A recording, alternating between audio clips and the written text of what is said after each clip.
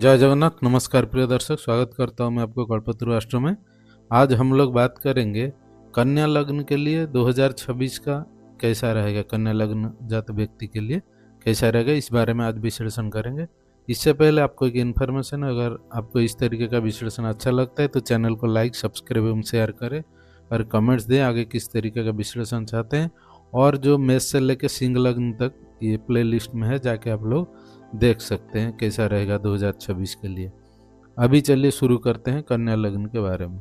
ये कन्या लग्न 2026 का 1 तारीख जनवरी 1 तारीख जो शुरू हुआ, उस दिन देखिएगा इस तरीके का ग्रहों का गोचर रहेगा। जैसे चौथे भाव पर मंगल, सूर्य, शुक्र और बुध, छठे भाव पर राहु, सप्तम भाव पर शनिदेव, नवम भाव पर चंद्रमा, दसम भाव पर बृहस्पति गुरुदेव, 12वें भाव पर केतुदेव। इन ऐसा गोचर रहेगा। इसका मतलब आपका, अगर हम लग्न से शुरू करते हैं तो लग्न पर शनि का प्रभाव है, छठे भाव पर राहु का प्रभाव है और चौथे भाव पर मंगल, सूर्य, शुक्र, बुध का प्रभाव है। इसका मतलब गुरु भी यहाँ से एस्पेक्ट दे रहे हैं। इसका मतलब लग्नेश यहाँ पर अस्त है, सप्तम भाव पर शनि बैठकर सप्तम को देख रहे, छठा भाव जो इम्यूनिटी सिस्टम आपका है वहाँ पर राहु है और यहाँ पर सप्तम में गुरुदेव होकर यहाँ पर देख रहे हैं और मंगल और सूर्य यहाँ पर बुधदेव लग्नेश को पीड़ित कर रहे हैं। इसका अर्थ ये है आपका हेल्थ इश्यूज शुरुआत टाइम में रहेगा।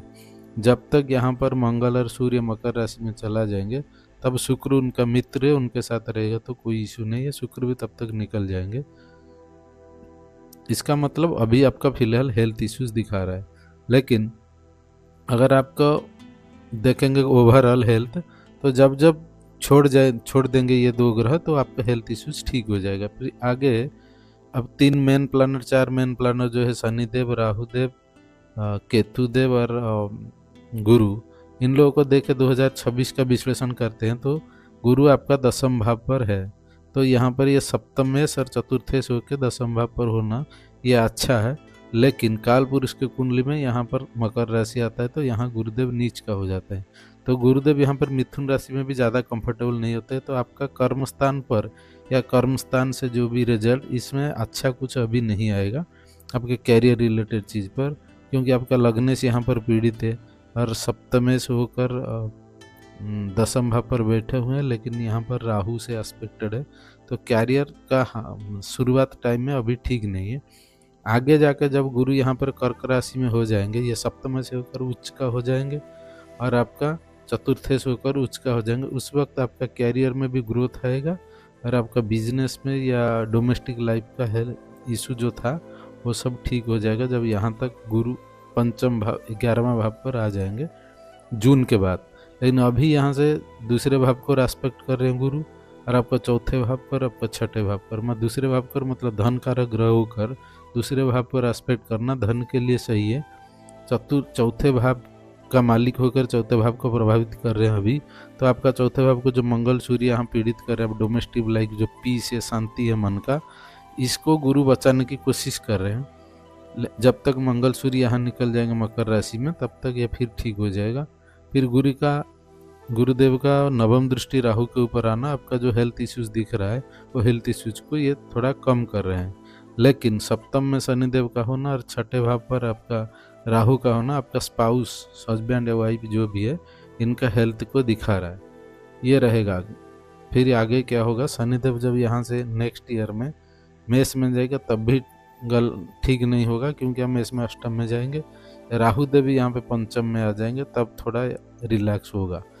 अभी अगर हम शनिदेव का देखते हैं, शनिदेव यहाँ पर आपको तीसरी दृष्टि से आपको भाग्य भाव पर और आपका सप्तम दृष्टि से लग्न पर और 10वीं दृष्टि से चौथे भाव को देख रहे हैं। इसका मतलब सप्तम भाव में शनिदेव दिग्बली होते हैं और यहाँ पर पंचमेश और षष्ठेश होकर सप्तम में बैठे हुए। तो इस लग्न के लिए वो कारक ग्रह है, लेकिन मूल त्रिकोण छठा भाव आ रहा है तो आपका हेल्थ इशू सप्तम स्पाउस का आपका यहाँ पे दिख रहा है। लेकिन दूसरे हिसाब से अगर देखेंगे बिजनेस के दृष्टिकोण से, यहाँ काल पुरुष की कुंडली का तुला राशि आता है, यहाँ शनिदेव बली होते हैं, तो बिजनेस के लिए ठीक है। लेकिन शनिदेव का जो कारक चीज़ है, लोहे का बिजनेस, स्टील का, आयरन का जो भी बिजनेस है वो सब करेंगे तो इसके लिए फायदा दिख रहा है। और तीसरी दृष्टि से आपका 9वां भाव और काल पुरुष के कुंडली को दूसरे भाव को देख रहा है। इसका मतलब आर्थिक फायदा दे रहे हैं, लेकिन ये स्लो में आएगा, लेकिन थोड़ा बड़ा अमाउंट आगे मिलेगा।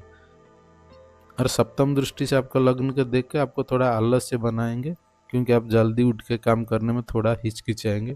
और दसम दृष्टि में आपका डोमेस्टिक लाइफ के ऊपर अभी डाले मंगल सूर्य, दो अग्नि तत्व प्लानेट है, यहाँ पर शनिदेव का एस्पेक्ट आना आपका मानसिक शांति और आपका जो डोमेस्टिक लाइफ इसको प्रॉब्लम दिख रहा है। ये हो गया शनिदेव का स्थिति। अभी ये शनिदेव पूरे साल यहाँ रहेंगे, लेकिन गुरुदेव यहाँ पर जब चला जाएंगे कर्क राशि में, इनका दृष्टि पंचम दृष्टि आएगा तीसरे भाव पर, और सप्तम दृष्टि आपका पंचम भाव पर, और नवम दृष्टि इनका आएगा सप्तम भाव पर। तब क्या होगा, गुरु आपका सप्तम से होकर सप्तम को देखेंगे, तो उस टाइम का बिजनेस में आपका अच्छा ग्रोथ होगा, क्योंकि सप्तम स्थान को गुरुदेव देखेंगे। और यहाँ पर कालपुरुष की कुंडली के जो सप्तम स्थान तुला राशि आता है, यहाँ शनिदेव दिग्बली होते हैं, तो यहाँ बिजनेस के लिए आपका उस टाइम जून के बाद ठीक हो जाएगा। अभी अगर हम देखेंगे राहु देव को, राहु देव छठे स्थान में कारक होते हैं, तो आपका शत्रुओं के लिए सही है, आपको शत्रु दमन के लिए, कंपटीशन में विन करने के लिए, ये सब के लिए फायदा है। लेकिन गुरुदेव को भी यहाँ से वो पीड़ित कर रहे हैं। गुरुदेव यहाँ तो ऐसे ही तो कालपुरुष की कुंडली के यहाँ दसम राशि नीच का होते हैं, यहाँ पर फिर वो शत्रु राशि में है, ऊपर से राहु देव पीड़ित कर रहे हैं। तो अभी का हालत आपका ठीक नहीं है, जून के बाद यहाँ ठीक होगा आपका। लेकिन आपके लिए कंपटीशन विन करने के लिए सही है, लेकिन आपका स्पाउस के लिए, हेल्थ इश्यूज के लिए ठीक नहीं, क्योंकि आपका स्पाउस के 12th भाव पर राहु है और सप्तम भाव पर शनिदेव है, ये ठीक नहीं है। लेकिन अभी अगर हम लोग राहु देव का सप्तम दृष्टि से, मतलब राहु केतु का एक्सिस अगर देखते हैं, तो ये छठा 12वां एक्सिस में आ रहा है, तो 12th हाउस और छठा भाव के ये एक्टिव हो रहा है, ये ठीक है। लेकिन 12th हाउस पर केतु देव का होना थोड़ा सा हेल्थ इश्यूज को दिखाता है, लेकिन एवरेज है, चलेगा। लेकिन अभी यहाँ पर नवम दृष्टि से कालपुरुष के कुंडली के सप्तम भाव को राहु देख रहे हैं, और सप्तम स्थान पर शनिदेव है, और सप्तम स्थान को गुरुदेव देख रहे हैं, दूसरे स्थान को।